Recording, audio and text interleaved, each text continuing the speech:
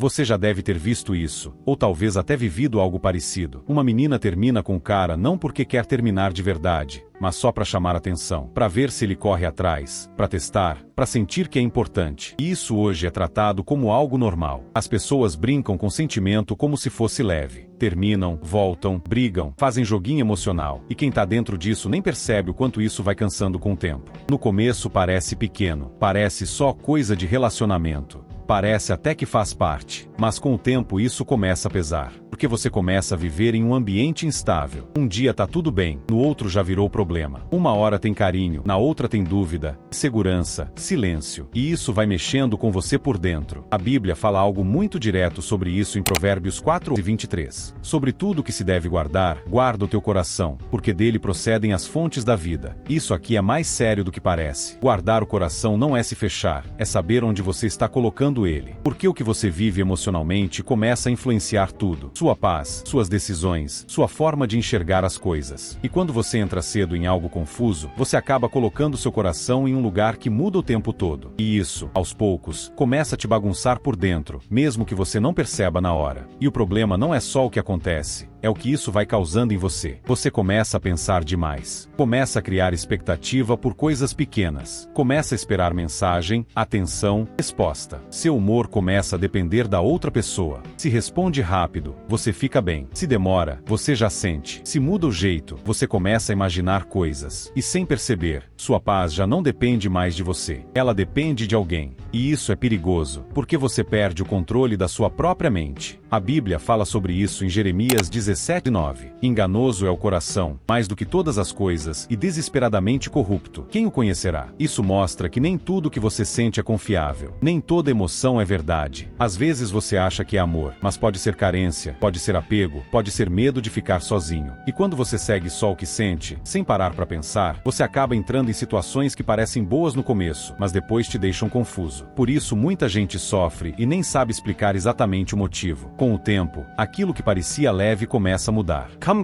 as discussos. Pequenas coisas viram grandes. O ciúmes aparece. A insegurança cresce. E mesmo assim, você continua. Mesmo quando já não está tão bem. Mesmo quando percebe que aquilo está te desgastando mais do que te fazendo bem. E isso acontece porque você se acostumou. Criou apego. Criou uma dependência emocional que te prende ali. E aí você começa a aceitar coisas que antes não aceitaria. Tolera atitudes que vão contra você. Só para não perder a pessoa. Só para não voltar a ficar sozinho. E isso vai te mudando aos poucos. A Bíblia fala algo importante em 1 Coríntios 15:33. As más companhias corrompem os bons costumes. Isso não é só sobre amizade, é sobre convivência, sobre quem você permite estar próximo de você. Quando você se envolve com alguém que também não tem direção, isso começa a te influenciar. Você vai se adaptando, e muitas vezes se afastando daquilo que era certo para você. E chega um momento em que tudo isso pesa demais. As brigas aumentam, o desgaste fica claro, e aquilo que parecia certo no começo já não faz mais sentido. E então vem o fim. E quando acaba, não é só o relacionamento. Você sente o impacto. Sua energia diminui. SU focusam. Sua motivação cai. Coisas simples ficam mais difíceis. E o pior é que, muitas vezes, a pessoa tenta resolver isso rápido demais, entrando em outro relacionamento. Só que isso cria um ciclo. Você entra, se apega, se desgasta, termina e começa tudo de novo. E a Bíblia ensina algo muito direto em Gálatas 6:7. Tudo que o homem semear, isso também ceifará. Ou seja, suas escolhas têm consequência. Se você entra em algo sem preparo, a chance de se machucar é muito maior. Não é punição, é resultado. Agora pensa em outro caminho. Ao invés de entrar nisso cedo, você decide se construir primeiro. Aprende a ficar sozinho sem se sentir vazio.